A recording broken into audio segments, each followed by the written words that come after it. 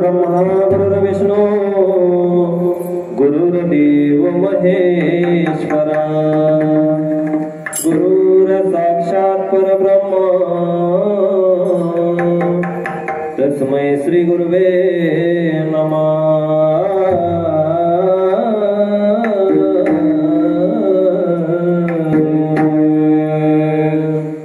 हरि जय जय राम कृष्ण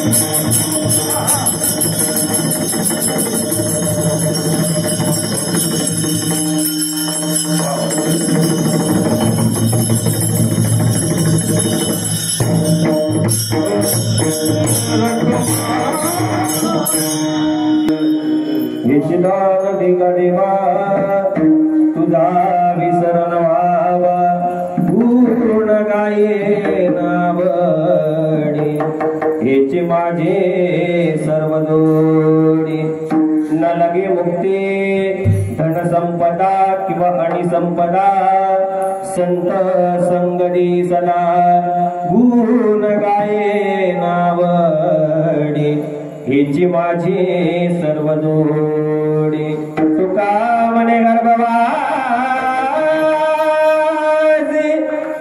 सुखे गालाव्या माझे गुण गाये नावडी हेची माझी सर्व जोडी विठ्ठल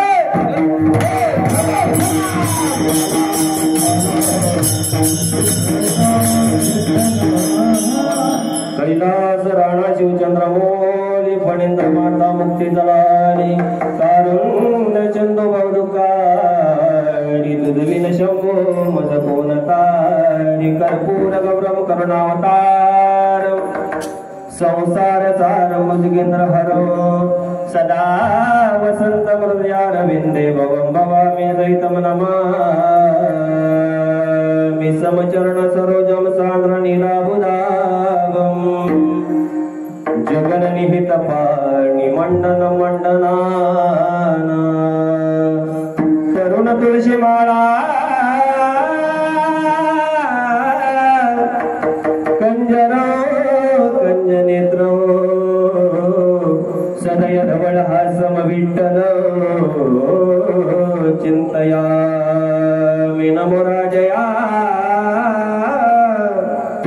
विठ्ठला पांडुरंगा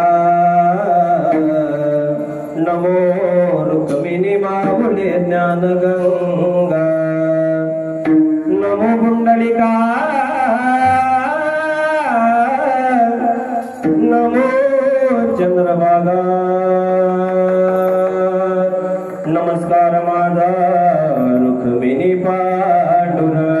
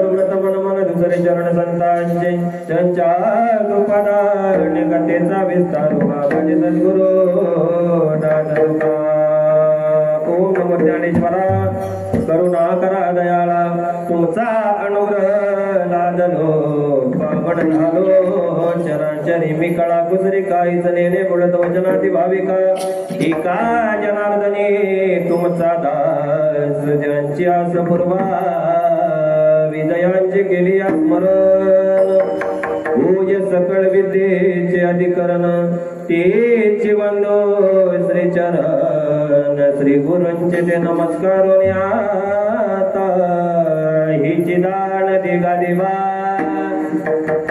तुझा विसरण व्हावा गुण गाये नावडी हेची माझी सर्व जोड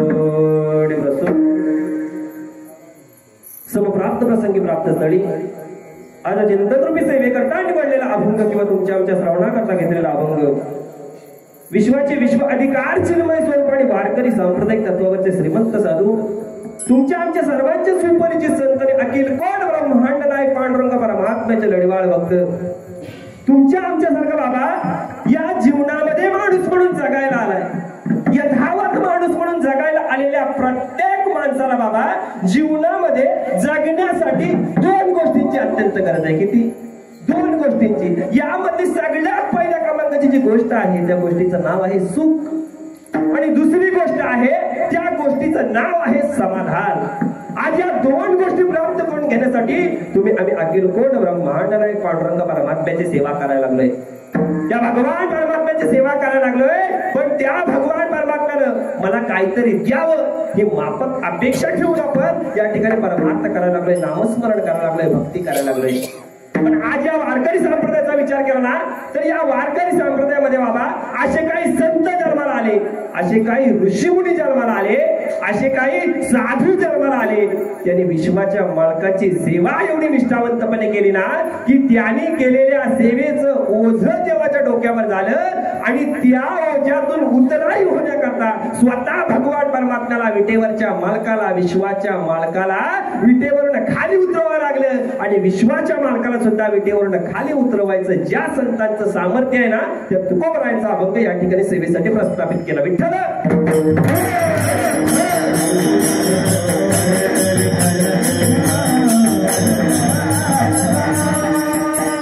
सेवेकरता निवडलेला अभंग आहे. हा अभंग कोण सर्वसामान्य व्यक्तीचा नाही. हा अभंग या संप्रदायामध्ये ज्यांना अधिकार प्राप्त झाला जगद्गुरु तुकोबार आहे. अरे वैद्याने सुद्धा त्याचं वर्णन करावं. तुकाराम तुकाराम नाम घेता कापेय. अरे वैद्याने सुद्धा ज्याचं वर्णन करावं. तुकाराम तुकाराम नाम घेता कापेय. असे अधिकार संपन्न संत देहूतले मालक ब्रह्मांडाच्या मालकासमोर आज या ठिकाणी मागणी मागतात. काल महाराजांनी सांगितलं की उद्या मागणीचा दिवस आहे. बरोबर ना? कोणाकोणाला काय काय पाहिजे सांगा. कारण मागणी मागण्यासाठी आज आपण आलोय ना. आज या ठिकाणी हा समाज या ठिकाणी दिसतोय, बहुसंख्य समाज. बरोबर ना? कशासाठी आले? कशासाठी आलोय आपण? त्या देवाजवळ मागणी करण्यासाठी. बरोबर ना बाबा? मागणी करण्यासाठी आज आपण आलोय. पण कोणती मागणी करायची हे आज आपल्याला समजत नाही. म्हणून या ठिकाणी महाराजांचा अभंग प्रस्थापित केलेला आहे. नाहीतर आपला कुणाचा तरी अभंग. बरोबर ना? जर आपल्याला या ठिकाणी येऊन जर मागणी जर केली असती ना तर आपण आपलाच अभंग प्रस्थापित केला असता. संतांचा केला असता का? नसता केला. मग ते देहूतलं मालक ब्रह्मांडाच्या मालकाजवळ या ठिकाणी मागणी मागतात. आता मागणी कोणी कोणाजवळ मागायची? मागतो तो कोण? माणूस. बरोबर ना? आणि जे कधीच मागत नाहीत ते संत, आणि देतो तो कोण? देव. बरोबर ना? मग आपण या ठिकाणी सगळीकडे वर्णन ऐकतोय की संत कधी मागत नाहीत. बरोबर ना? संत कधी मागत नाही. मग जगद्गुरु तुकोबरा या अभंगाच्या माध्यमातून नेमकं भगवान परमात्म्याजवळ काय मागतात सांगा ना. अहो विश्वाचा मालक जगद्गुरु तुकोबरा देवाला द्यायला आलाय. कोण? ब्रह्मांड नायक पांडुरंग परमात्मा विश्वाचा मालक जगद्गुरु तुकोबराच्या समोर उभा आलाय. आणि विश्वाचा मालक जगद्गुरु तुकोबरा सांगला, तुकोबा तुम्ही वडिलोपार्जित परंपरेची आमची भक्ती करताना त्या भक्तीचं ओझं आमच्या डोक्यावर झालंय. त्या ओझ्यातून उतराई होण्याकरता आमच्याजवळ काहीतरी मागा ना. कोण सांगतंय? विठीवरचा मालक जगद्गुरु तुकोबराला सांगायला लागले की तुम्ही आमच्याकडे काहीतरी मागा. त्यावेळेला जगद्गुरु तुकोबरा देवाला सांगतात, देवा तुझ्या पायावर मागायला नाही आलो, माझ्या वडिलांची रीत आहे म्हणून तुझ्या चरणावर आलोय, तुझं दर्शन घेण्यासाठी आलोय. मला तुझ्याकडे काहीच मागायचं नाही. काय सांगितलं? कारण संत कधी देवाकडं आणि माणूस कधी देवाकडं मागितल्याशिवाय राहत नाही. जगद्गुरु तुकोबराने ठणकावून देवाला सांगितलं, देवा तुझ्याजवळ आम्हाला काहीच मागायचं नाही. तरी सुद्धा विश्वाच्या मालकाने आग्रह केला, तुकोबा तुम्हाला मागावं लागेल, माझी इच्छा म्हणून मागावं लागेल. या ब्रह्मांड नायक पांडुरंग परमात्म्याची इच्छा म्हणून जगद्गुरु तुकोबरा देवाला सांगतात, देवा मी तुमच्याकडे मागेन, पण मला देत असलेली आहे ना पारमार्थिक द्या. पारमार्थिक मला प्रापंचिक देऊ नका. प्रापंचिक मागणीचा जगद्गुरु तुकोबरांनी या अभंगाच्या माध्यमातून त्याग केलाय. आणि पारमार्थिक मागणी देवाकडून मागून घेतात. काय मागतात? देवा जर तुम्हाला जर मला द्यायचं असेल तर पहिलं दान द्या. काय द्या? तुझा विसरल बाबा. देवा मला माझ्या जीवनामध्ये तुझा कधी विसर झाला नाही पाहिजे, हे दान देवा तुम्ही माझ्या वाट्याला द्या. कोण सांगते? जगद्गुरु तुकोबराय देवाला सांगतात. देव तुकोबराय सांगायला लागले, तुकोबा अहो विश्वाचा मालक तुम्हाला द्यायला आलाय, ब्रह्मांड नायक पांडुरंग परमात्मा तुम्हाला द्यायला आलाय, तुम्ही काय मागता? माझा विसर होऊ देऊ नको. दिलं तुकोबा तुम्हाला. आता विश्वाचा मालक आहे तो, बरोबर ना? विश्वाचा मालक आहे, त्यानं सुद्धा जगद्गुरु तुकोबरायांची परीक्षा घेण्याची ठरवली. जगद्गुरु तुकोबराय ना या ठिकाणी मोहात अडकवण्याचा प्रयत्न भगवान परमात्मा करताय. जगद्गुरु तुकोबराय देवाला सांगितलं, तुकोबा आमच्याकडे मोक्ष मागा ना. काय सांगितलं? आमच्याकडे मोक्ष मागा तुकोबा. त्यावेळेला जगद्गुरु तुकोबराय देवाला सांगतात, देवा जो तुम्ही आम्हाला मोक्ष द्यायला आलात ना, तो मोक्ष तुमच्याकडे नाही. देवाने विचारलं कसं काय? त्यावेळेला जगद्गुरु तुकोबराय प्रमाण देऊन सांगतात, तुका म्हणे मोक्ष देखिल्या कळस. देवा अरे तुझ्या कळसाचं आम्ही दर्शन घेतलं तरी सुद्धा आम्हाला मोक्ष आहे. तुझ्या मोक्षाची आम्हाला गरज नाही. बरं तुझ्या मोक्ष नको तुम्हाला, मग धनसंपत्ती मागा, पैसा मागा ना पैसा. तुकोबराय सांगतात, तुझ्या फुटक्या संपत्तीची गरज नाही आम्हाला. काय सांगतात? अरे देवा तुझाच तो भक्त रावण, त्या रावणाला एवढी लंका सोन्याची दिली, त्याच्यासोबत साधा फुटका कवडी गेला नाही, बरोबर ना? त्याच्यासोबत साधा फुटका कवडी गेला नाही. मग अशा संपत्तीची गरज आम्हाला आहे का? आम्हाला धनसंपत्ती सुद्धा नको. मग देवाला सांगितलं तुम्हाला मोक्ष नको, तुम्हाला धनसंपत्ती नको, म्हणजे हवं ते मागा ना. कोण सांगताय? देव सांगताय हवं ते मागा. त्यावेळेला जगद्गुरु तुकोबराय सांगतात, देवा तुम्हाला अजून जर मला द्यायचं असेल तर काय द्या? संत संग दे सदा. मला संतांचा संग द्या, आणि त्या संतांच्या संगतीनं या 3.5 हाताच्या नरदेहाचा तुम्हाला आम्हाला उद्धार करून घेऊन येतो. म्हणून संतांचा संग मागून घेतला. जगद्गुरु तुकोबरायला देवाने सांगितलं, संतांचा संग सुद्धा दिला, अजून मागा. काय सांगितलं? अजून मागा. त्यावेळेला जगद्गुरु तुकोबराय देवाला सांगतात, देवा हे परमार्थिक 2 मागणे जर तुम्ही आमचे पूर्ण करणार असाल तर हा परमार्थ करण्यासाठी हा देह तर पाहिजे ना, बरोबर ना? हा परमार्थ करण्यासाठी हा देह पाहिजे. म्हणून आम्हाला पुनरुपी या भूतळावर जन्माला घाला. तुका म्हणे गर्भवाची सुहे घालावे आम्हासी. तेव्हा सुद्धा जगद्गुरु तुकोबराय देव सांगतात, तुम्ही गर्भवासाचं सुख मागताय, बरोबर आहे, पण गर्भाच्या यातना तुम्हाला माहिती आहेत का? त्यावेळेस जगद्गुरु तुकोबराय सांगतात, माहिती आहेत? काय सांगू गर्भेच्या यातना, मज भोगिता नारायणा, मौस मळ मूत्र जाना, क्षणोक्षणा द्यातासे. जगद्गुरु तुकोबराय सांगतात, देवाला सांगतात, हे सगळं आम्हाला माहिती आहे, हे आम्हाला माहिती आहे. हे दुःख या ठिकाणी सहन करायची माझ्यामध्ये ताकद आहे का? कारण हे दुःख सहन करण्यासाठी आपण विचार केला तर स्वर्गातले देव सुद्धा इच्छा करतात. हे जर यातना जर या ठिकाणच्या जर कठीण असत्या तर स्वर्गातल्या देवाने इच्छा केली असते का? नसती केली ना. स्वर्गीचे अमर इच्छिताते देवा, मृत्यू लोकी व्हावा जन्म, आमचा जन्म या ठिकाणी व्हावा. जगद्गुरु तुकोबराय 3रं मागणं मागतात. जगद्गुरु तुकोबराय देवाने सांगितलं, तुम्ही पहिलं दान मागितलं काय? माझा विसर होऊ देऊ नका, बरोबर? 2रं दान मागितलं, संतांचा संग द्या, ते सुद्धा दिलं. 3रं दान मागितलं, गर्भवासाचा सुख द्या, ते सुद्धा दिलं तुकोबा. पण एवढं सगळं दिल्याच्या नंतर तुम्ही करणार काय ते पहिलं सांगा.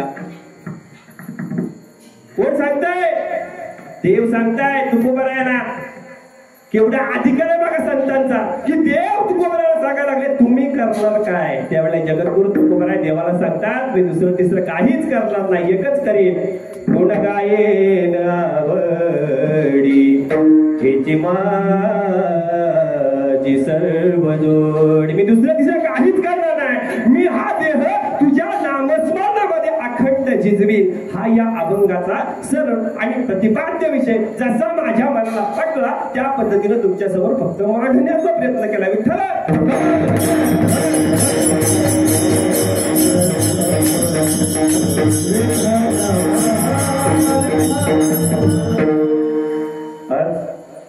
या ठिकाणी थोडक्यात परिहार द्यायचा तो असा,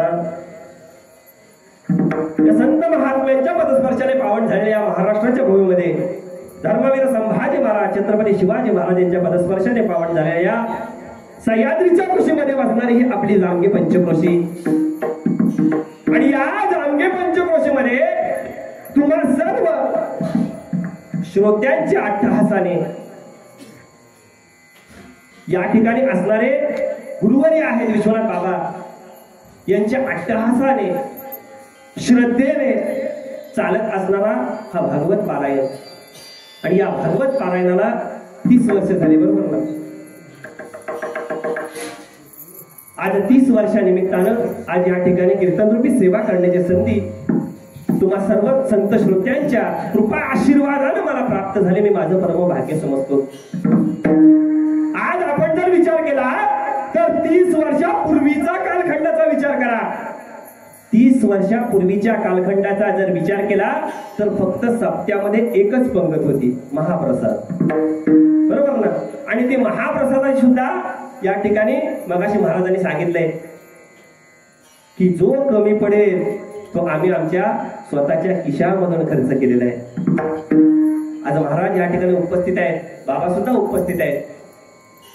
स्वतःच्या या ठिकाणी खिशामधले पैसे टाकून हा सप्ताह केला. कोणासाठी केला सांगा ना? कोणासाठी केला? आज हे वैभव पाहण्यासाठी. यासाठी केला होता अट्टहास. अरे हा अट्टहास कशासाठी आहे? तर आपली या ठिकाणी पुढची पिढी या ठिकाणी हा सप्ताह उत्तरोत्तर मोठा करत जाऊ. आणि तो आज या ठिकाणी फळाला यायला लागलेला आहे. इवडेचे रोप त्यावेळेला रोप लावलं होतं. त्या ठिकाणी या ठिकाणी 30 वर्षापूर्वी आपल्या पूर्वजांनी या ठिकाणी सप्ताह केला आणि तो सप्ताह असणाऱ्या परिस्थितीमध्ये चालू ठेवला. आणि तो चालू त्यांनी ठेवला म्हणून आज आपण या ठिकाणी हा सप्ताह एवढा मोठा करतोय. आज आपण मोठा करतोय, आपल्याकडे पैसे सुद्धा मोठे झालेले आहेत. म्हणजे मोठा करतोय यात काही जवळ नाही ना. पण त्यावेळेला त्यांनी या ठिकाणी अट्टहासाने हा सप्ताह केला म्हणून आज आपण हे दिवस किंवा आज आपण ही कीर्तन करतोय. आज या पंचक्रोशीचा विचार केला तर या पंचक्रोशीची या ठिकाणी धुरा, या ठिकाणी या सत्संग संप्रदायाची धुरा ज्यांनी गेली 30 वर्ष आपल्या खांद्यावर वाहिली ते विश्वनाथ बाबा. त्यांच्या या ठिकाणी जोडीला त्यांचे शिष्य ज्या वेळेपासून या ठिकाणी सप्ताह चालू झाला आणि या ठिकाणी याच पंचक्रोशीमध्ये सगळ्यात पहिलं ज्ञानेश्वरी पारायण सकाळीच महाराजांनी सांगितलं की मी 2.5 दिवसात वाचले, बरोबर ना? तो पण या सातेरे गावामध्ये झाला. केवढं परम भाग्य आहे बाबा. ज्ञानेश्वरी सगळा ग्रंथ याच भूमीमध्ये या खोऱ्यामध्ये पहिला कुठे आला असेल तर याच सातेरे गावामध्ये आला. आणि तो आपल्या पूर्वजांनी वाचला आणि तो वाचला त्या देवाला सुद्धा दया आली म्हणून आज 5 नवीन कीर्तनकार या गादीवर आहेत. 5 नवीन कीर्तनकार आज या गादीवर आहे. केवढा आनंद आहे, केवढा या ठिकाणी गेलेल्या पूर्वजांना आनंद वाटत असेल सांगा ना. दुसरं काय पाहिजे? दुसरं काय पाहिजे जीवनामध्ये? दुसरं काहीही आपण घेऊन जाऊ शकत नाही. सगळं या ठिकाणीच राहणार आहे. आपल्यासोबत काही जात नाही. फक्त या ठिकाणी तुम्ही केलेला जो अट्टहास आहे शेवटपर्यंत तुमची नावं या ठिकाणी हा सप्ताह जोपर्यंत जिवंत आहे तोपर्यंत या ठिकाणी तुम्हा सर्वांची नावं या ठिकाणी अजरामर राहतील. याचं कारण काय? त्यांनी तेवढा त्याग केलाय. या संप्रदायामध्ये येऊन बाबा आपलं कीर्तन झाल्याच्या नंतर घरात झोप नाही, याला त्याग म्हणत नाही. आपण कीर्तन करतोय, बरोबर आहे. आपलं कीर्तन झालं की सप्त्यालाच यायचं नाही तुम्हाला, बरोबर ना? म्हणजे बाकीच्याने काय, बाकीच्यानं मोठं पाकिट आहे काय स्वयं महाराजांना, कारण ते सकाळपासून संध्याकाळपर्यंत आहे. ही परिस्थिती आहे. हे बदललं पाहिजे बाबा. हे आपल्याकडून बदली झालं पाहिजे. आणि यासाठी ही जी पिढी घडवण्याचं काम या ठिकाणी हे आमचे पूर्वज, हे आमचे गुरुवर्य करतायत की आपली पोरं पुढे जायला पाहिजे. या उद्देशानं या गादीवर 5 नवीन कीर्तनकार तयार करण्याची या ठिकाणी त्यांना संधी प्राप्त झाली आणि त्यांनी ते केले. आणि त्याला आता फळं यायला लागली. फळं आल्याच्या नंतर या पंचक्रोशी वासियानं विचार करायचा, आलेली फळं आपण स्वतः खायची का ती बाहेर जाऊन द्यायची, याचा प्रत्येकाने विचार करा. कारण आता सप्ते चालू होतील. एकदा या ठिकाणी प्रबोधिनी एकादशी झाली की आपले या पंचक्रोशीमध्ये सप्ते चालू होतील. मग या ठिकाणी असणारा युवक आपल्या सप्त्यामध्ये यावा की तो बाहेर जाऊन कीर्तन करावा, याचा प्रत्येकाने विचार करा. कारण विचार केला पाहिजे. कारण हा आपण कशासाठी अभ्यास करतोय? आपली पोरं मोठी व्हावी ना, बरोबर ना. मग आपल्या जागेवर जर आपण जर पोराला उभी केली तर आपली बाहेर जाऊन कुठला आहे तो जामगे पंचक्रोशीमध्ये कशामुळे तो तयार झाला? तर या ठिकाणी असणारा सत्संग आहे, या ठिकाणी असणारे जे पूर्वज आहेत किंवा या ठिकाणी असणारे वरिष्ठ आहेत, ज्येष्ठ आहेत, त्यांच्या आशीर्वादाने त्यांच्या तालमीमध्ये तो तयार झाला. म्हणून आज या ठिकाणी संपूर्ण महाराष्ट्रावर फिरतोय. आज आपण विचार केला तर खरंच माझं परम भाग्य आहे की माझ्या हातातून 2 रत्न घडले, 2 पक्वादाचे रत्न घडली. एक तुमच्या समोर आहे आणि एक तेजस माने, बरोबर ना. तो सुद्धा याच गावातला आहे. पण ज्या वेळेला आज तो या ठिकाणी कीर्तनासाठी माझ्या खास राहिलेला आहे. कारण सकाळी त्याचे आई वडील पुण्याला गेले.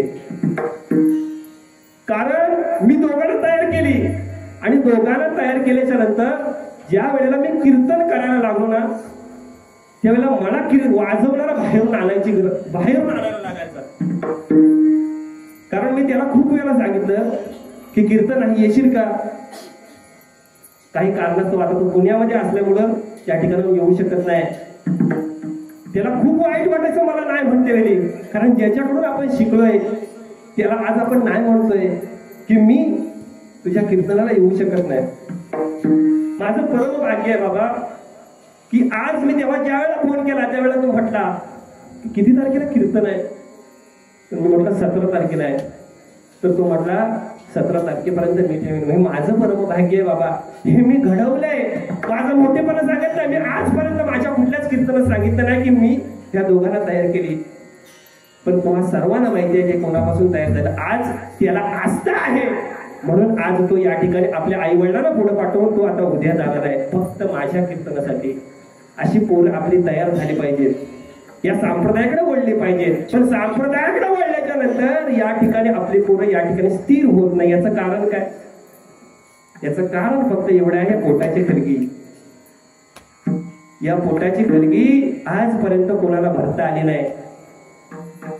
या पोटाची कलगी आजपर्यंत कोणाला भरता आली नाही आणि ते भरण्यासाठी उदरनिर्वाह करण्यासाठी त्यांना या ठिकाणी बाहेर उडावं लागतं.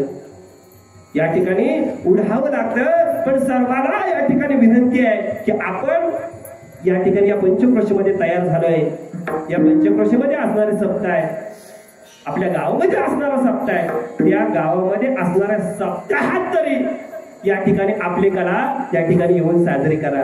बाहेरून आणून या ठिकाणी वाजवणार आणून या ठिकाणी सप्त करणं. मग आपण या ठिकाणी कशासाठी हे घडवलंय? कशासाठी या ठिकाणी आपल्या पूर्वजांनी आपल्या पोटाला चिमटा काढून या ठिकाणी हा अट्टास केलाय? याचा प्रत्येकाने विचार करा. आज या पंचक्रोशीमध्ये असंख्य या ठिकाणी 11 ते 12 कीर्तन कराय. किती? 11 ते 12 कीर्तन कराय. गायनाचार्य काल सोहेल महाराजांनी सांगितलं, मृदुंगाचार्य सुद्धा सांगितले, सल्लागार सुद्धा सांगितले. एवढी सगळी मंडळी जर या पंचक्रोशीमध्ये आहे तर मग आपल्याला कसली गरज आहे? कोणतीच गरज नाही. आपण हा आपला सत्ता आहे. म्हणून जर या ठिकाणी जर प्रत्येक जण जर आला ना, आपली दिंडी आहे त्या दिवशी यायचं. उद्यापासून ज्याला जायचंय ते, बरोबर ना, ज्याची दिंडी आहे तो येणार. पण हा माझा सप्ताह आहे, माझ्या पंचक्रोशीचा सप्ताह आहे. मला अभिमान वाटतो. या ठिकाणी मी केलं पाहिजे. आज आपण विचार केला, काल त्या ठिकाणी मुगींची पंगत होती. याच्या अगोदर आपल्याला आपल्या सप्त्यामध्ये कधीच मुगींची माणसं दिसली नव्हती. पण आज त्या दादाने फक्त एक पंगत दिली. आज 2 दिवस त्याने हजेरी लावली. हा संप्रदाय म्हणतात, याला म्हणतात संप्रदाय वाढवणे. आज त्याने दिलेली पंगत आहे त्यांना या ठिकाणी सार्थक झाले. त्याचं पुण्य हे त्यांना निश्चित प्राप्त झाले. कारण ते त्यांच्या सोबत 4 जणांना घेऊन आले. एकट्यानं परमार्थ करण्यात काय मजा नाही. आपल्या सोबत 4 जण आले पाहिजे तर परमार्थ करण्यात, बरोबर ना. जर आपण परमार्थामध्ये आयुष्यामध्ये काहीतरी घडवलं हे सिद्ध होतं. ते दादानी या ठिकाणी पंगत देऊन या ठिकाणी सिद्ध केलेलं आहे. या ठिकाणी ज्या वेळेला तुमच्याकडे येईल त्यावेळेला नक्की तुमच्याकडे बाबा या ठिकाणी सप्ताह घ्या. कारण या पंचकृषीमध्ये खूप सप्ते झाले, आमच्या भागामध्ये खूप सप्ते झाले. फक्त या 8 गावामधला फक्त एकच गाव आहे त्या ठिकाणी सप्ताह होत नाही किंवा सप्ताह झालेला नाही. तो गाव म्हणजे या ठिकाणी मुगीर. आता अजून 5-6 वर्षे आहेत तुम्हाला तयारी करण्यासाठी. खरंच तयारी करा, काहीच लागत नाही. सगळा या ठिकाणी मंडळ करतो, फक्त शिजवून देण्याचं काम तेवढं तुम्हाला करावं लागतं. बरोबर ना. आज या ठिकाणी नाश्त्यासह दोन्ही टायमाच्या पंक्ती आपल्याला फ्री आहेत. नाश्त्यासह दोन्ही टायमाच्या पंक्ती आपल्याला फ्री आहेत. आपल्या अंगावर काहीच पडत नाही. मग सप्ताह घेण्यासाठी काय या ठिकाणी वाव काय. बरोबर ना. त्या ठिकाणी सप्ताह घ्या. त्या ठिकाणी नक्की ही पंचकृषी त्या ठिकाणी तुम्हाला सहकार्य करेल. आज या ठिकाणी उपस्थित सगळे कीर्तनकार असतील, या ठिकाणी गायनाचार्य असतील, सगळ्यांचं या ठिकाणी नामोल्लेख करत नाही. या ठिकाणी 9 वाजून गेलेले टाळकरी आहेत, चोपदार आहेत, विनेकरी बाबा आहेत आणि तुम्ही सर्व संत श्रोते आहात. तुम्हा सर्वांच्या चरणावर साष्टांग नमस्कार करतो. मस्तक आहे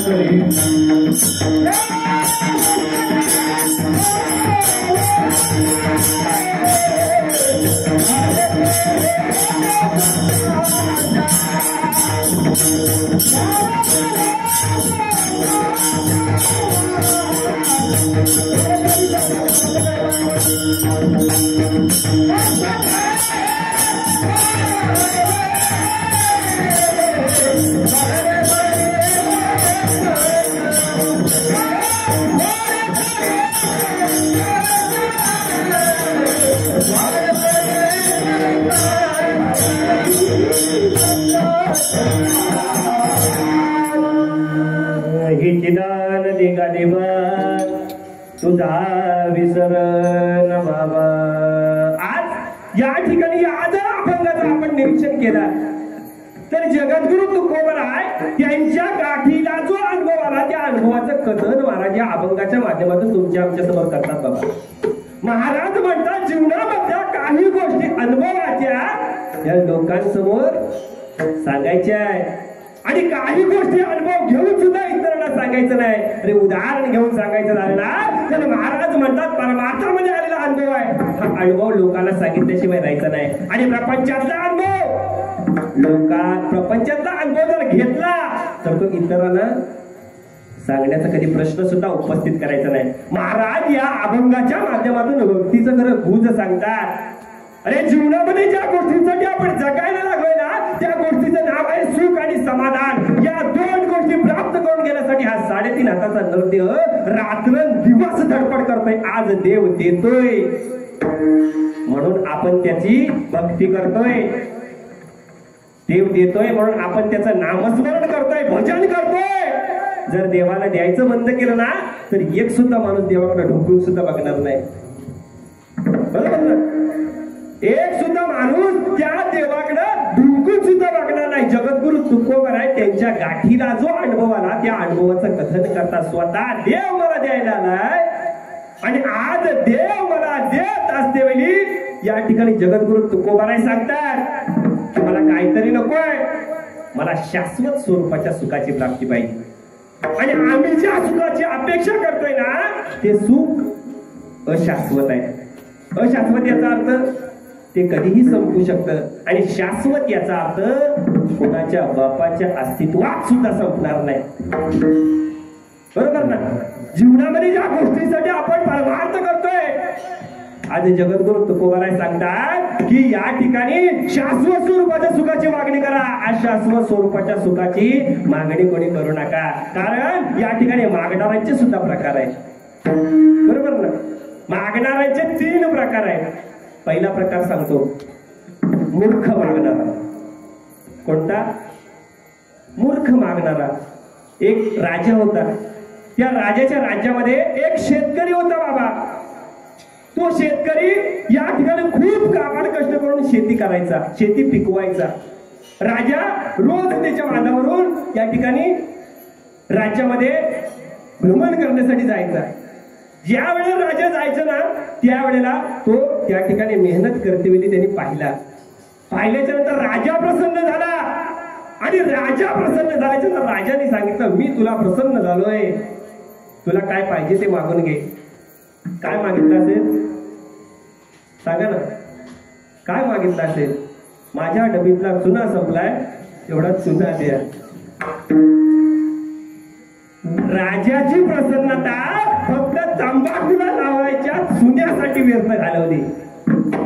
याला म्हणतात, काय म्हणतात? शाला मागणारा का? मूर्ख मागणारा. दुसरा आदिताईपणे मागणारा, आकाशासारखा म्हणतात, आकाशासारखा मागणारा. एकानं या ठिकाणी भगवान शिवशंकरांची आराधना केली, भगवान शिवशंकरांना प्रसन्न करून घेतली.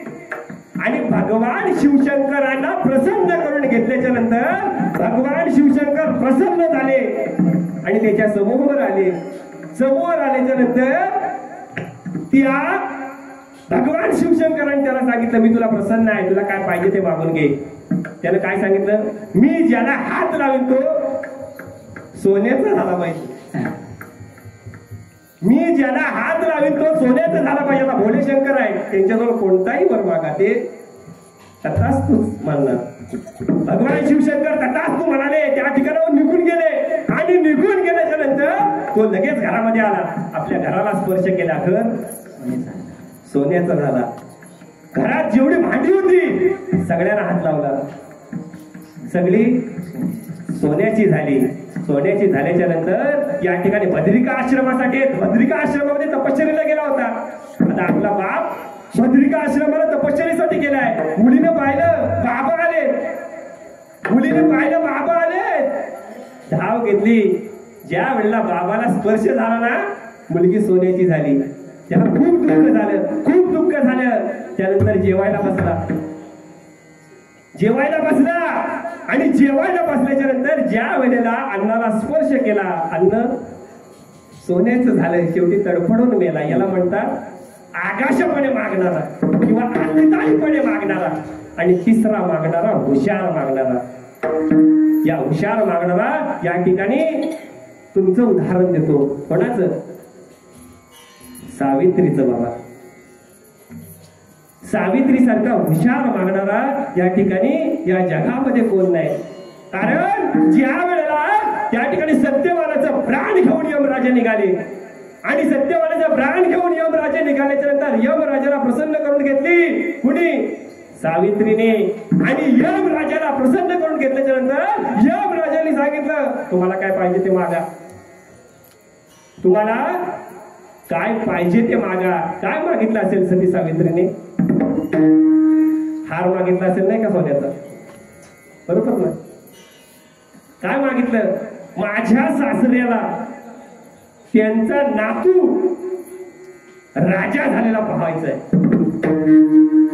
माझ्या सासऱ्याने त्यांचा नातू राजा झालेला पाहावा. आता सासरा आदळला होता, सासऱ्याला डोळे पाहिजेत ना नातूला बघायला. आता नातू पाहिजे, नातू व्हायला पाहिजे तर नवरा जिवंत व्हायला पाहिजे. बरोबर ना? नवरा जिवंत जोपर्यंत होत नाही तोपर्यंत मुलगा. आता नवरा जिवंत झाला, सासऱ्याला डोळे आले, मुलगा झाला, मुलग्याला राज्यावर मुलगा राजा झाला, सुख आणि संपत्ती प्राप्त झाली ना, आपोआप प्राप्त झाली. राजा झाला म्हणजे सगळी या ठिकाणी संपत्ती किंवा सुख त्याला प्राप्त झालं. त्याला म्हणतात हुशार मागणारा. मग जगद्गुरु तुकोबरा सुद्धा या अभंगाच्या माध्यमातून भगवान परमात्म्याला सांगतात, देवा तुम्हाला जर मला द्यायचं असेल तर या ठिकाणी पारमार्थिक मागणी द्या, शाश्वत स्वरूपाची मागणी, शाश्वत स्वरूपाचं या ठिकाणी दान मला द्या. अशाश्वत देऊ नका. का सांगतात? कारण अशाश्वत हे कधीही संपू शकतं. मी मगाशीच सांगितलं, शाश्वत कधी संपत नाही. कारण या ठिकाणी जगद्गुरु तुकोबाराय सांगतात त्यांच्या जीवनामधला या ठिकाणी प्रसंग जगद्गुरु तुकोबाराय सांगायला लागलेत. ऐका, जगद्गुरु तुकोबाराय या ठिकाणी पंढरपुरामध्ये गेले. कशासाठी? वारीसाठी गेले. आणि वारीसाठी गेल्याच्या नंतर जगद्गुरु तुकोबाराय या ठिकाणी चंद्रभागेमध्ये स्नान केलं. चंद्रभागेमध्ये स्नान केल्याच्या नंतर जगद्गुरु तुकोबारायांनी पुंडलिकरायांचं दर्शन घेतलं. पुंडलिकरायांचं दर्शन घेतल्याच्या नंतर जगद्गुरु तुकोबाराय या ठिकाणी पंढरपुरामध्ये चंद्रभागेच्या वाळवंटामध्ये चालायला लागले. आणि ज्या वेळेला चंद्रभागेच्या वाळवंटामध्ये जगद्गुरु तुकोबाराय चालायला लागले ना, ते कोणी पाहिलं? रुक्मिणी आई साहेबांनी पंढरपुरामधून पाहिलं की देऊचा तुकोबा वाळवंटावर चालायला लागलाय. रुक्मिणी आई साहेबांनी आपलं मंदिर सोडलं. आपलं मंदिर सोडून भगवान परमात्म्याच्या मंदिरामध्ये निघून आल्या. आणि निघून आल्याच्या नंतर भगवान परमात्म्याला या ठिकाणी भगवान परमात्म्याला रुक्मिणी माता सांगायला लागल्या, देवा तुमच्या चेहऱ्यावरचा आनंद आहे ना, तो आज मला बघायचा आहे. देव सांगतात युगान युगे तो माझ्या सोबत आहे, मग आज कुठला वेगळा आनंद बघायचा आहे? देवाला सुद्धा विचार पडला. देवाला सुद्धा विचार पडल्याच्या नंतर देवानं या ठिकाणी रुक्मिणीला सांगितलं, रुक्मिणी आई तुला जो काय मुद्दा सांगायचा आहे ना, तो सरळ सांग. कारण रुक्मिणी कधी आपल्याला कुठला मुद्दा? देवाची बायको. कोणाची? देवाची बायको. या ठिकाणी रुक्मिणी कधी कुठला मुद्दा आपल्याला सरळ सांगत नाही. रुक्मिणीला सांगितलं तुला जो काय सांगायचं नाही सरळ सांग. त्यावेळेला या ठिकाणी रुक्मिणी आई साहेबांनी सांगितलं, तुमचा सगळ्यात आवडता भक्त देऊचा तुकोबा वाळवंटावर चालायला लागलाय. आता देऊचा तुकोबा येते म्हटल्याच्या नंतर देवाला सुद्धा चळवळ सुटली. जगद्गुरु तुकोबारायांनी भगवान परमात्म्याच्या दर्शनासाठी लाईनीत उभे राहिले. कुठं? लाईन मध्ये उभे राहिले. कुठं जागा पडली असेल तिथं घुसले नाही. कारण या ठिकाणी आपण पंढरपुरामध्ये दर्शनाला जातो, खूप जण पाहतो, कुठे एकदा जागा भेटते, लाईन तुटली की ते दर्शन पावन होत नाही बाबा, खरं म्हणायचं. कारण आपल्या प्रारब्धामध्ये आपल्या वाट्याचं जे दर्शन आहे ते आपण घेत नाही. कारण लाईनीने गेल्याच्या नंतर आपला नंबर 10वा आहे, बरोबर का?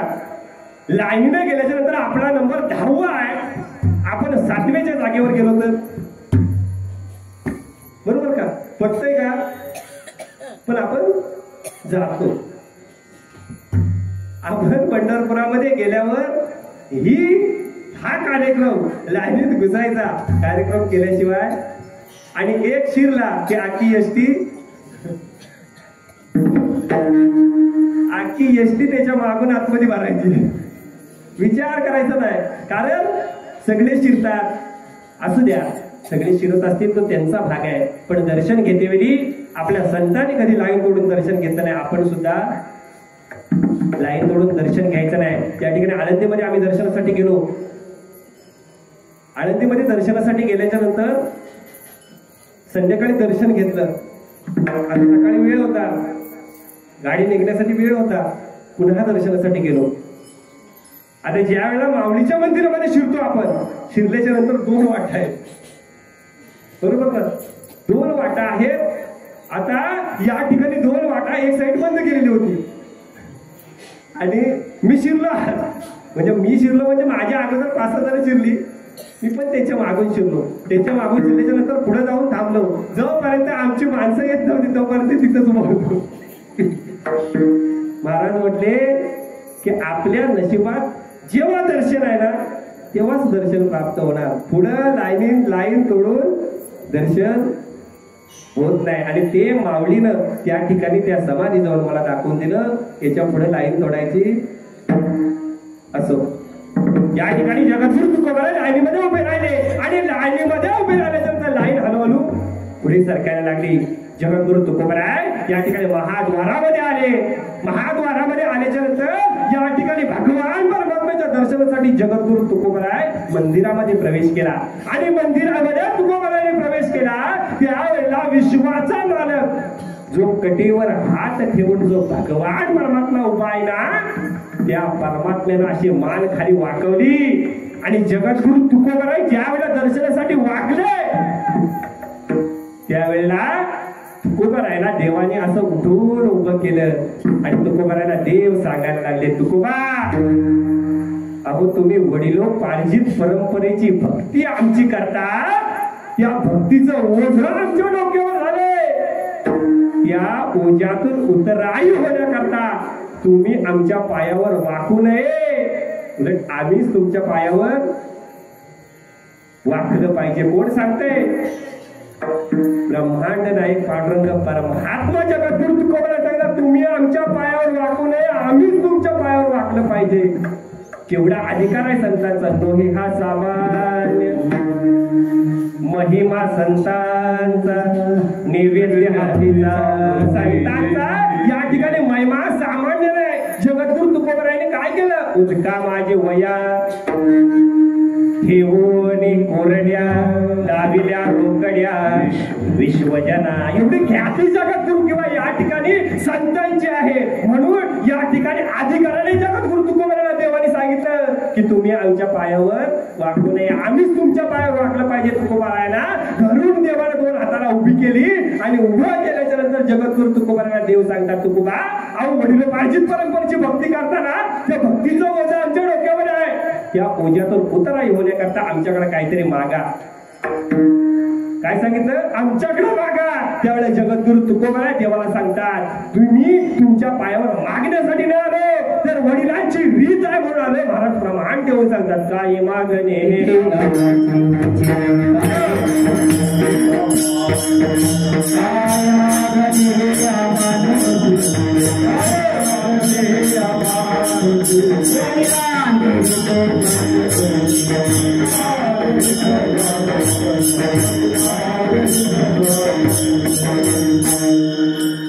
काही मागणी हे अमानुचित आणि वडिलांची रीत झालं तसं. आम्ही फक्त एवढंच जाणतो, आम्ही एवढंच जाणतो वडिलांनी जे रीत या ठिकाणी लावून दिली ती रीत या ठिकाणी आम्ही फक्त जोपासतो. आम्हाला तुमच्याजवळ काहीच मागायची गरज नाही. तुकोबारायला देव सांगतात तरी सुद्धा तुम्हाला मागावं लागेल. ते मागावं लागेल म्हटल्यानंतर जगद्गुरु तुकोबाराय देवाला सांगतात, तेव्हा मला जर द्यायचं असेल ना तर काय द्या? अभंगाचं पृथ्वीची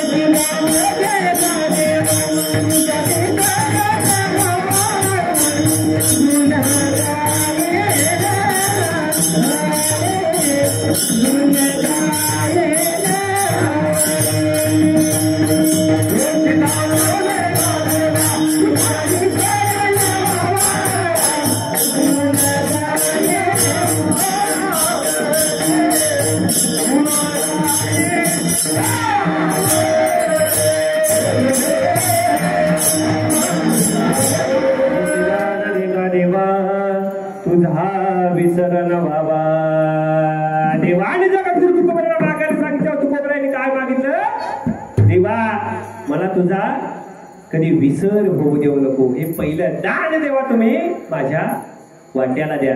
जगद्गुरु तुकोबराला या ठिकाणी देव सांगायला लागले, तुकोबा या ठिकाणी तुमची प्रापंचिक परिस्थिती पूर्वी खूप चांगली होती. प्रापंचिक परिस्थिती जगद्गुरु तुकोबरा तुमची खूप चांगली होती, पण या ठिकाणी कालांतराने तुमच्यावर वाईट दिवस आले. बरोबर ना? तुम्हाला या ठिकाणी खाण्याची, बरोबर ना, आज तुमच्यावर जी परिस्थिती आहे ती परिस्थिती पाहून मी या ठिकाणी तुम्हाला सांगण्यासाठी आलोय. त्यामुळे जगद्गुरु तुकोबराय सांगतात, देवा या ठिकाणी माझ्या प्रारब्धाने जे मला प्राप्त झालंय ते भोगायचं सामर्थ्य माझ्याजवळ आहे आणि ते मला भोगू द्या. त्यात तुम्ही हस्तक्षेप करू नका, कारण या ठिकाणी तुम्ही त्रेता युगामध्ये तुमचं कर्म चुकवू शकलात नाही. आणि जर तुम्ही तुमचे कर्म जर चुकवू शकला असतात तर वनामध्ये गेला असतात का? मग जर तुम्ही तुमचे कर्म तुमचे भोग तुम्ही जर चुकवू शकत नाही, मग आमचे भोग आम्हाला भोगू द्या. जर मला द्यायचं असेल तर मला तुझा विसर होऊ देऊ नको देवा, हे मागणं तुम्ही माझ्या या ठिकाणी वाट्याला द्या. जगद्गुरु तुकोबराला देवाने विचारलं, बरं हे मागणं मी तुम्हाला देतोय, पण हे मागणं देण्याच्या मागं कारण काय तेवढं मला फक्त सांगा. त्यावेळेला जगद्गुरु तुकोबरा देवाला सांगतात, थांबा मी तुम्हाला द्वापार युगातलं उदाहरण सांगतो. कोणाचं उदाहरण सांगितलं? द्वापार युगामधलं या ठिकाणी जगद्गुरु तुकोबरा भगवान परमात्मा पांडुरंगाला उदाहरण सांगतात. या ठिकाणी हस्तिनापुरामधलं उदाहरण सांगतात. हस्तिनापुरामध्ये या ठिकाणी कौरव आणि पांडव यांच्यामध्ये टोकाचं वैर झालं आणि यांच्या दोघांमध्ये टोकाचं वैर झाल्याच्या माग जर खत पाणी घालणारा जर कोण असेल तर गांधार देशाचा राजा शकुनी होता. त्या शकुनीनं एक दिवस आपल्या भाच्याला दुर्योधनाला सांगितलं, दुर्योधना काय कर, गावाबाहेर हस्तिनापुराच्या बाहेर एक महाल तयार कर. कसला?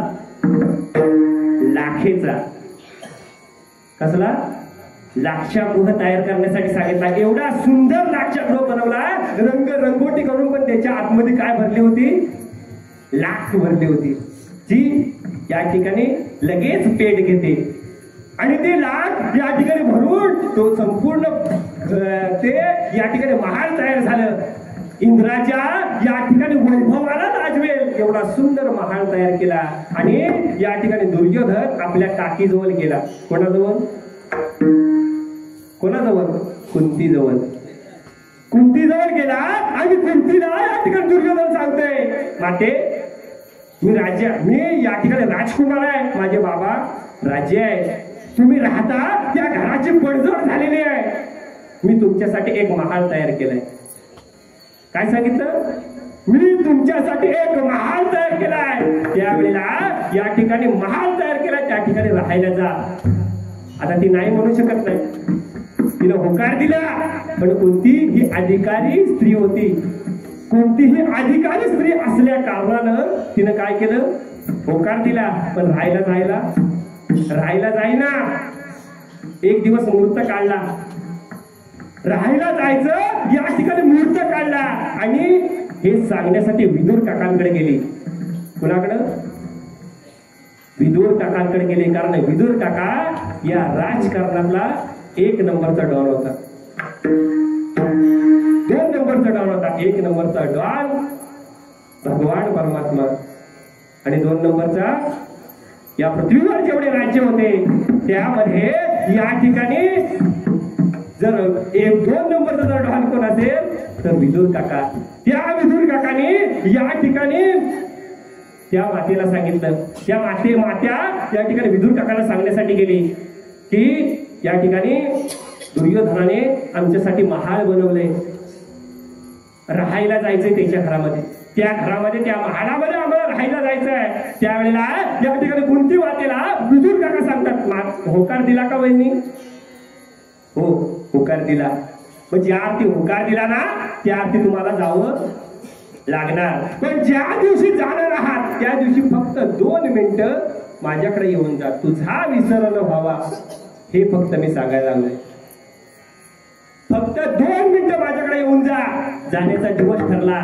आपल्या 4 लेकरांना 5 लेकरांना घेऊन या ठिकाणी कुंती माता जाण्यासाठी निघाली. चौकामध्ये उभी राहिली. धर्मराजाने सांगितलं आपल्या 4 भावाला सांभाळ, मी विदुर काकांच्या घरामध्ये जाऊन येते.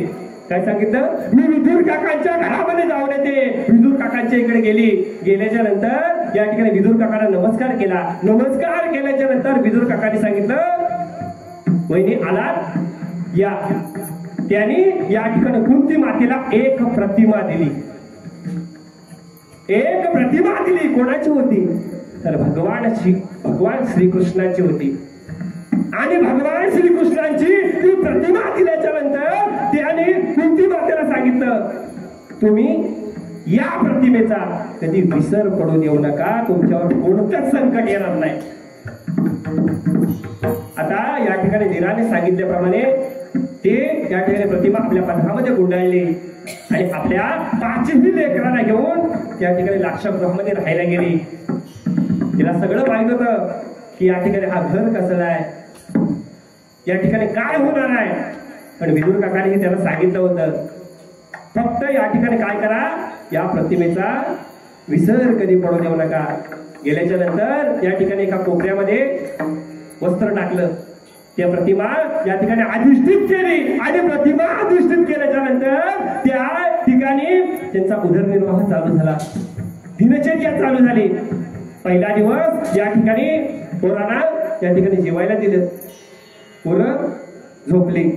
कुंती मातेला त्याच कोपऱ्यामध्ये भिंतीला टेकन दिलं आणि त्या प्रतिमेकडे निरंतर पाहत राहिली. तुझा विसर न व्हावा. निरंतर त्या प्रतिमेकडे पाहत राहिली. रात्री या ठिकाणी 1 ते 1:30च्या सुमारास खिडकीजवळ एक पुरोचन नावाचा व्यक्ती आला आणि पुरोचन नावाचा व्यक्ती आल्याच्या नंतर तो पुरोचन नावाचा व्यक्ती खिडकीतून आतमध्ये पाहू लागला तर कुंती माता जागी आहे. त्याची पहिली रात्र मातीत गेली. पहिल्या दिवशी त्याने काहीच केले नाही. दुसऱ्या दिवशी या ठिकाणी ठरल्याप्रमाणे त्यांची दिनचर्या चालू झाली. दुसऱ्या दिवशी रात्री 12 वाजता पुरब पाहायला आला. कुंती माता जागे आहे. 3रा दिवस गेला. 4था दिवस गेला. 5व्या दिवशी दुर्योधनाने सांगितलं की आज जर रात्री माझी चुलती आणि माझे 5 भाऊ जर जाळून जर तू लाक्षागृहात मारलेस नाही तर तुझा संसार मी जाळून टाकेन. तो पुरोचन सांगतोय, मी रोज रात्री या ठिकाणी मध्यरात्री त्या ठिकाणी पाहायला जातो. बाई झोपतच नाही. काय करते? तुझा विसर न व्हावा. त्या भगवान परमात्म्याचा या ठिकाणी निरंतर या ठिकाणी नामस्मरण करते किंवा त्या प्रतिमेकडे पाहते. झोपलीच नाही. 6 दिवस झाले. 7व्या दिवशी कुंती मातेला समजलं आता आपण जागू शकत नाही. सकाळी तुळशीला पाणी घालते वेळी तिच्या मनामध्ये आलं की दुर्योधन आपल्याला आणि आपल्या 5 लेकरांना मारण्याचा प्रयत्न करतोय. पण कुंतीला 9 दाश्या होत्या. किती? 9 दाश्या होत्या. मग कुंतीला 9 दाश्या होत्या. कुंती माता विचार करतात की या ठिकाणी जर आपल्याला या ठिकाणी मरावं लागणार असेल तर आपल्यावर त्या 9 जणी सुद्धा मरतील.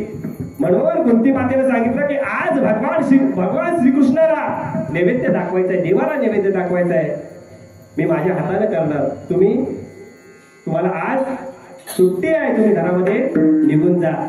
पण कर्म धर्म संयोगानं त्याच दिवशी संध्याकाळी कुंती ज्या घरामध्ये राहत होती त्या लाक्षागृहामध्ये ओसरीला एका भिल्लाची स्त्री आपली 5 आपत्ती घेऊन 5 लेकरं घेऊन वस्तीला राहिली. कुंती मातेला माहित नव्हतं. कुंती मातेला माहित नव्हतं. मग कुंती मातेला जर माहित असतं तर कुंती मातेनं तिला त्या ठिकाणाहून पाठवून दिली असती. आज या ठिकाणी राहू नको. जरी राग तुला आला ना तरी सुद्धा आज या ठिकाणी राहू नको, कारण काय होणार होतं तिला माहित होतं ना. पण या ठिकाणी पण ती राहिली.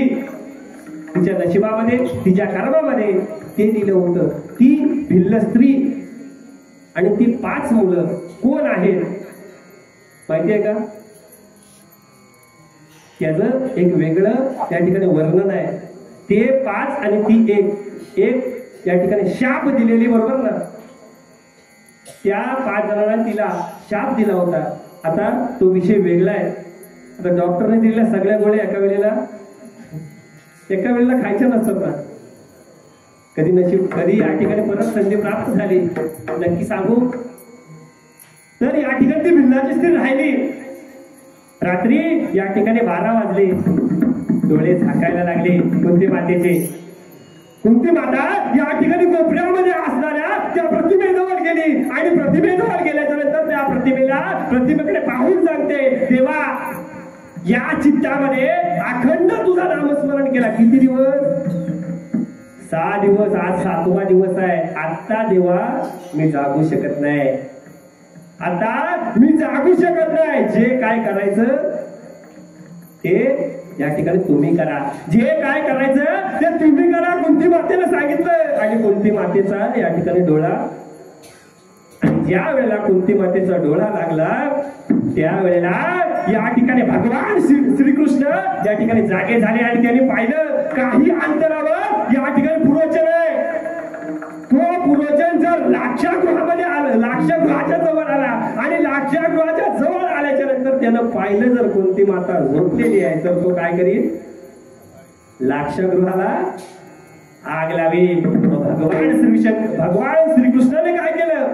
आपला त्या ठिकाणी सुदर्शन आपल्या बोटावर धरला आणि सुदर्शन बोटावर धरून या ठिकाणी जमीन फोडली आणि जमीन फोडून भुयार तयार केलं. त्या कुंती मातेला आणि 5 जणांना नर्मदेच्या काठी बाहेर काढलं. कुठं?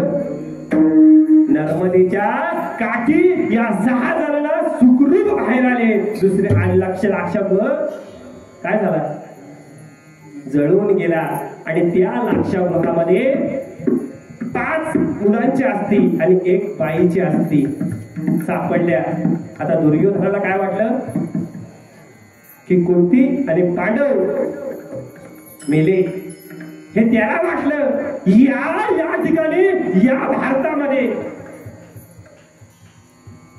दुर्योधन एवढा नालायक होता, एवढा निर्लज्ज होता की आपली चुलतीने आपले भाऊ मेल्याच्या नंतर त्यानं आपल्या राज्यामध्ये दिवाळी साजरी केली. बरोबर ना?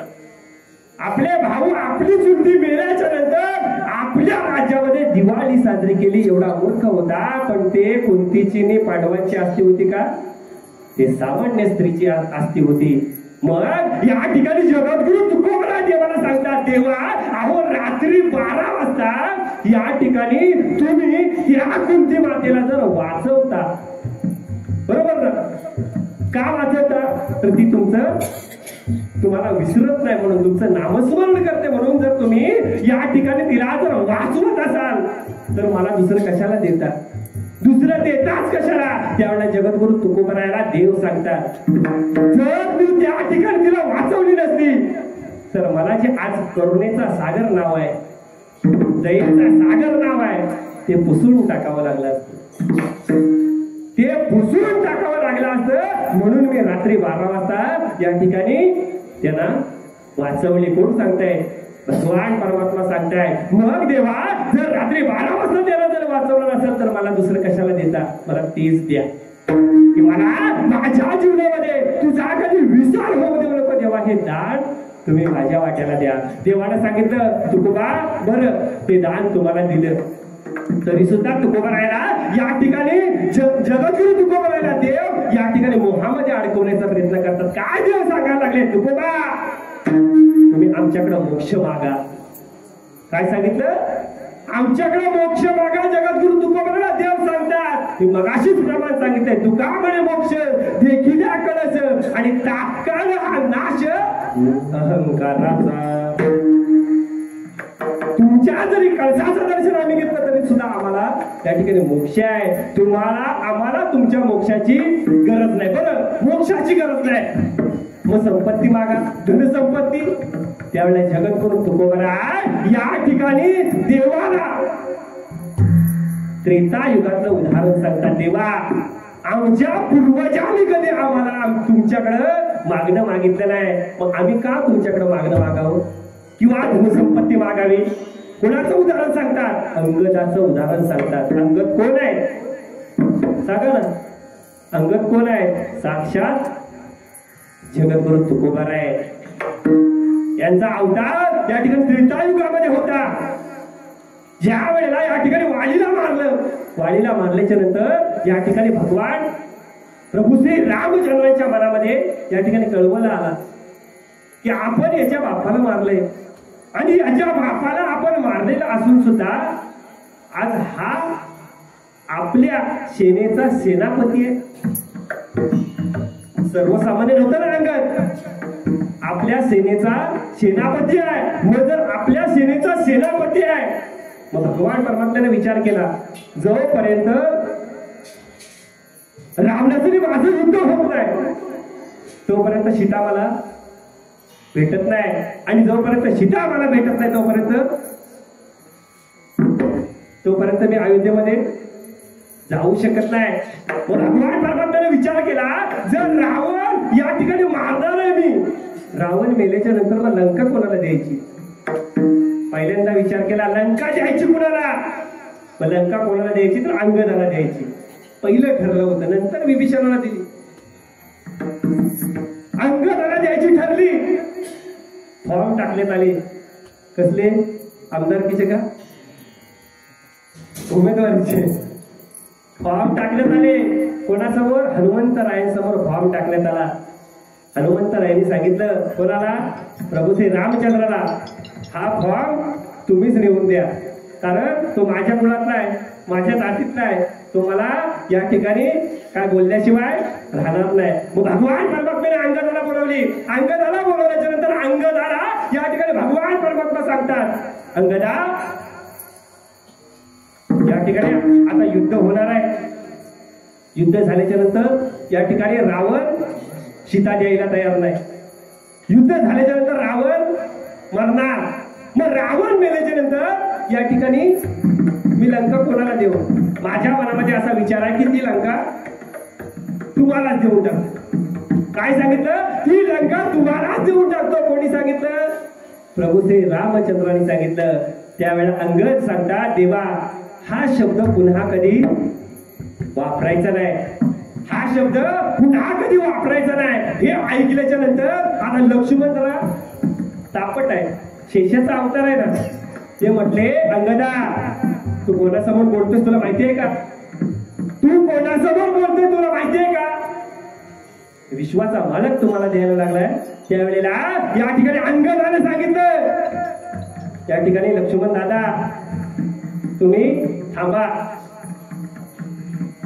कारण लक्ष्मणाला माहित नव्हतं हे किती अधिकारी बापाचं या ठिकाणी पोरगा आहे. ती अधिकारीच्या बापाचा या ठिकाणी मुलगा किती आहे हे लक्ष्मणाला माहित नव्हतं. त्यावेळेला अंगद प्रभू श्री रामचंद्राला आणि लक्ष्मणाला सांगायला लागलाय, ऐका, हा रावण माझा वाली आहे. वाली, तो वाली या ठिकाणी रावणाला आपल्या बगलेमध्ये घेऊन किती समुद्राचे आंघोळ केले? 7 समुद्राचे आंघोळ केले, बरोबर का? 7 समुद्राचे आंघोळ वालीनं रावणाला घेऊन केली. मग जर त्या वालीच्या जर मनामध्ये जर आला असतं ना, तर बगलेमध्ये दाबले असतील टमाटर फुटल्यासारखा रावण फुटला असता. कारण रावणापेक्षा 28 पटीनं या ठिकाणी वाली ताकदवर होता. 28 पटीनं वाली हा रावणापेक्षा ताकदवर होता. त्याने सांगितलं, जर वालीला या ठिकाणी बगलेत दाबले असतील टमाटर फुटल्यासारखा, त्या ठिकाणी वाली फुटला, रावण फुटला असता. आणि रावण फुटल्याच्या नंतर या ठिकाणी रावण मेला असता. रावण मेल्याच्या नंतर ती लंका कोणाला मिळाली असती? वालीला. आणि वाली गेल्याच्या नंतर ती लंका कोणाला भेटली असती? मग माझ्या बापानं या ठिकाणी त्या लंकेचा या ठिकाणी अभिलाषा केली नाही, मग मी का करू? बरोबर. मग या ठिकाणी मी या लंकेची अभिलाषा कशासाठी करू देवा? तुम्ही फक्त एवढंच करा, मला या ठिकाणी नामस्मरण करू द्या. मला या ठिकाणी मोक्ष नको, मला धनसंपत्ती नको, मग मला काय द्या? अभंगाचं तिसरं चरण.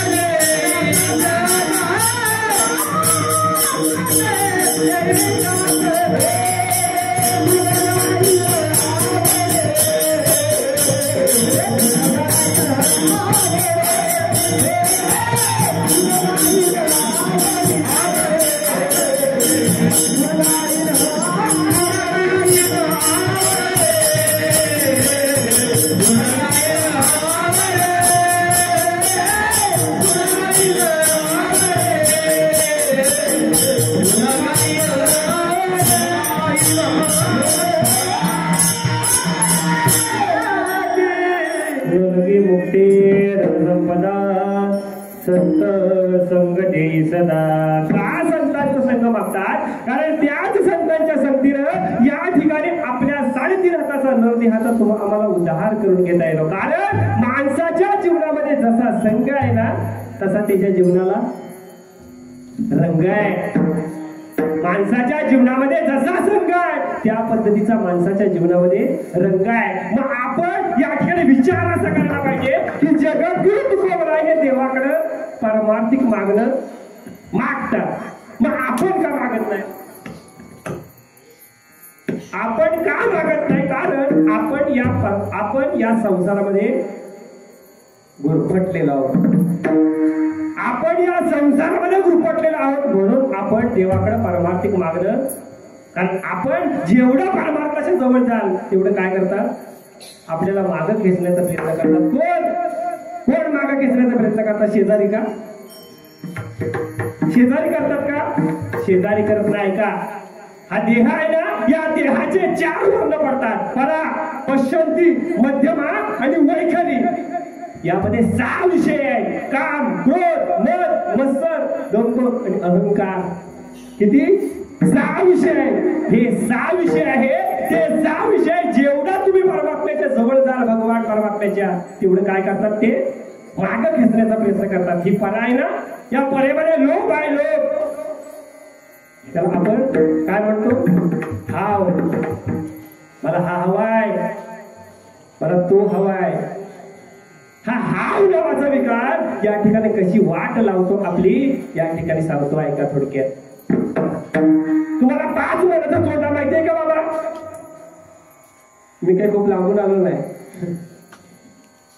आमच्याकडे पण 5 मनाचा भात मन. ज्या चोंड्यामध्ये 5 मन भात पिकतो त्याला 5 मनाचा चोंडा म्हणतात.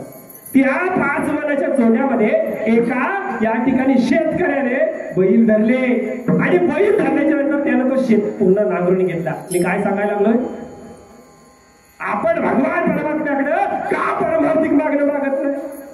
प्रापंचिक मागणं का मागणं मागणं? पण संसारामध्ये गुंतलेलो आहोत. संसारामध्ये गुंतलेलो आहोत हे खरं आहे. पण आपल्याला संसारामध्ये गुंतवणारे कोण आहे ते अजूनपर्यंत आपल्याला कळले नाही. त्या 5 मनाच्या चोंड्यामध्ये एका शेतकऱ्यानं या ठिकाणी काय केले? बैल धरले, शेत नांगरून घेतलं. नांगरून घेतल्याच्या नंतर या ठिकाणी काय घेतलं? बांध घेतला. बांध घेतल्याच्या नंतर या जगामधला केवढा पण मोठा नांगरी आणा, घाटी आणा, जर्सी आणा, नाहीतर गावठी आणा. बैलाचे प्रकार सांगतोय.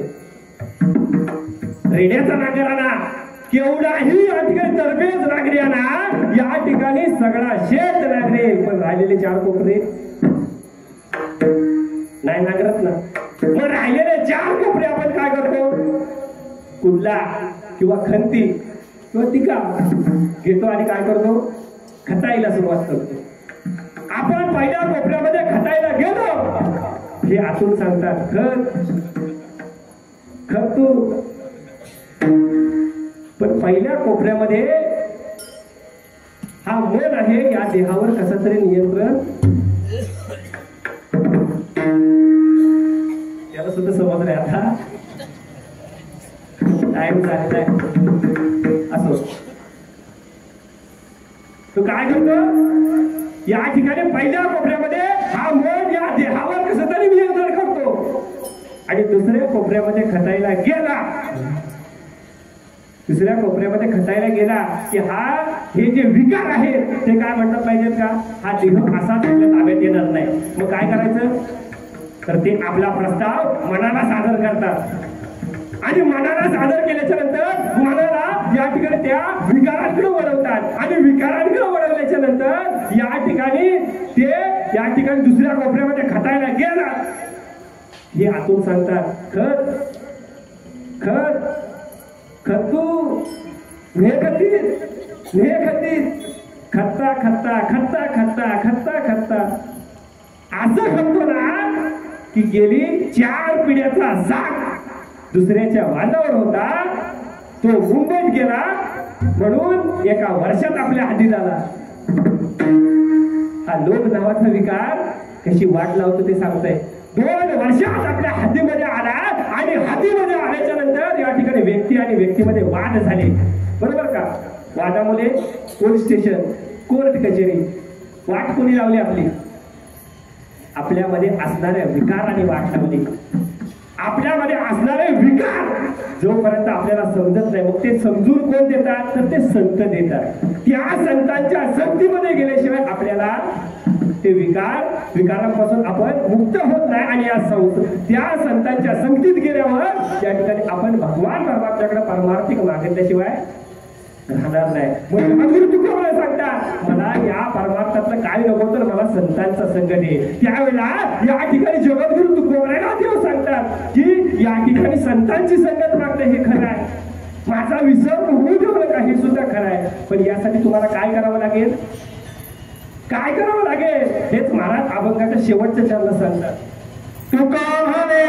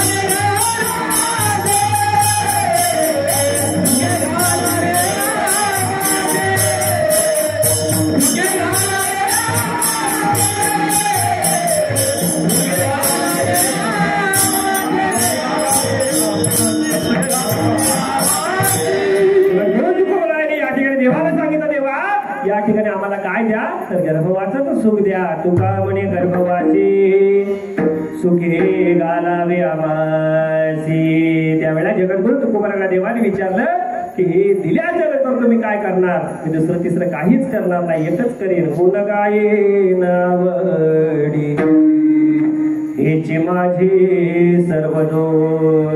मी काय करेन तर अखंड तुझ्या या ठिकाणी नामाचं चिंतन करेन, तुझं गुणगान करेन. आज आपण या ठिकाणी हा जो अट्टहास केलाय, कशासाठी केलाय?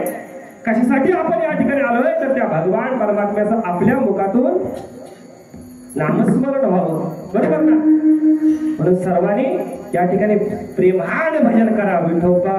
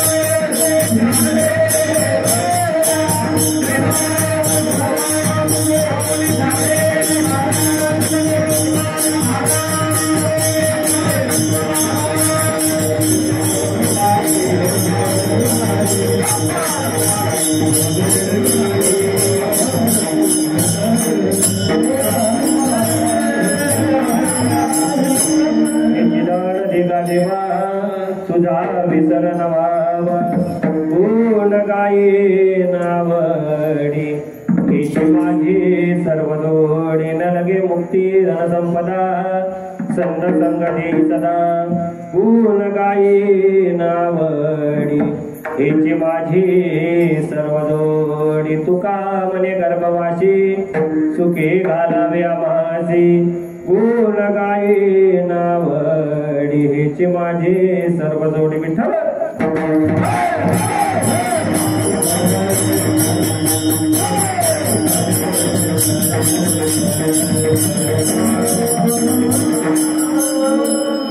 आज या ठिकाणी मला सेवा करण्याची संधी प्राप्त झाली. मी माझं परम भाग्य समजतो. आज तुम्हा सर्वांच्या आशीर्वादानं या ठिकाणी थोडक्यात या ठिकाणी बोलण्याचा प्रयत्न केला. थोड्याशा वेळामध्ये त्या ठिकाणी बोलण्याचा प्रयत्न केला. कारण महाराजांनी दुपारीच सांगितलं होतं किती 1 तास हरिभरी भेटतो. आता त्यात काय काय सांगायचं. आधीच काल या ठिकाणी महाराजांनी खूप या ठिकाणी भुगावून सांगितलेलं आहे की उद्या मागणी आहे मागणी आहे मागणी आहे. म्हणून आज एवढा या ठिकाणी हा समाज जमा झालेला आहे. काहीतरी मागायला या. तर आता काही जण काय म्हटले असतील या ठिकाणी येऊन काय मागितलं तर तुझा विसर होऊ देऊ नको.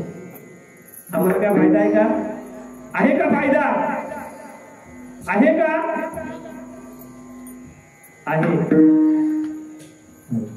आपल्याला या ठिकाणी फायदा आहे. त्या भगवान परमात्म्याचा विसर जर आपण होऊन दिला नाही तर या ठिकाणी आपल्याला फायदा आहे. आणि त्या उद्देशानं आपण या ठिकाणी आलेलो आहोत. कारण या ठिकाणी संत महात्म्यांच्या पदस्पर्शाने पावन झाली महाराष्ट्राची भूमी आहे. या महाराष्ट्राचा इतिहास बाबा कोणी ऐना काही व्यक्ती लिहिला नाही. या महाराष्ट्राचा इतिहास माझ्या छत्रपती शिवाजी महाराजांनी लिहिला. या महाराष्ट्राचा इतिहास कोणी ऐना काही व्यक्ती लिहिला नाही. या महाराष्ट्राचा इतिहास छत्रपती संभाजीराजांनी लिहिला.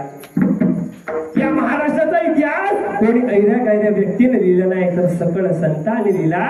म्हणून आज या ठिकाणी ती परंपरा आपल्यापर्यंत आली. कुठून आली. आदिनाथ गुरु सकळ सिद्धांत चिंद्रतयाचा मुख्य शिष्य पचिंद्राने बोध गोरक्षाची केला.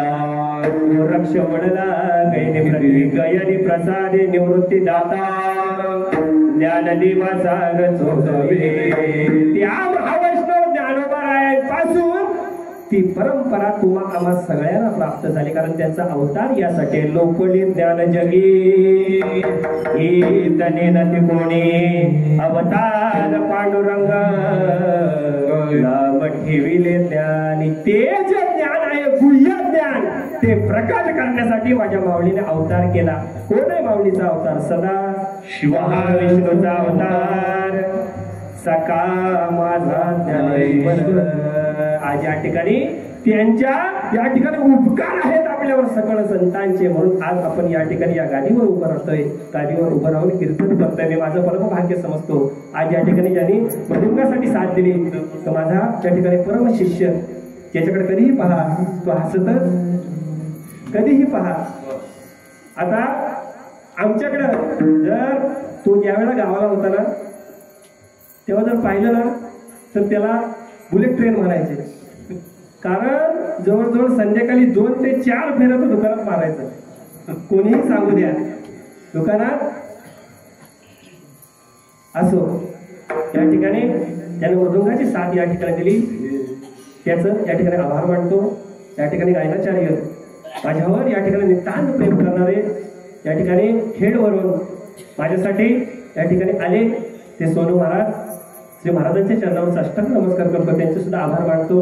त्याच पद्धतीनं या ठिकाणी गावकऱ्यावरून आलेले माझे परम मित्र राजेश महाराज जाधव हे सुद्धा त्या ठिकाणी माझ्या प्रेमापोटी या ठिकाणी आलेले आहेत, त्यांचे सुद्धा या ठिकाणी आभार मानतो। या ठिकाणी त्यांच्यासोबत आमचे गिरी महाराज,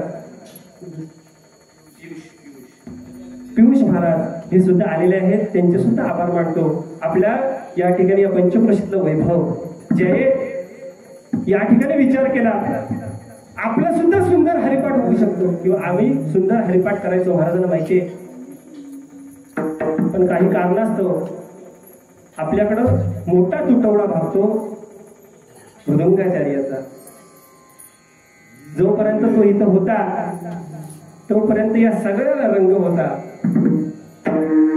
आणि तो गेल्याच्या नंतर या रंगाचा बेरंग झाला, बरोबर ना?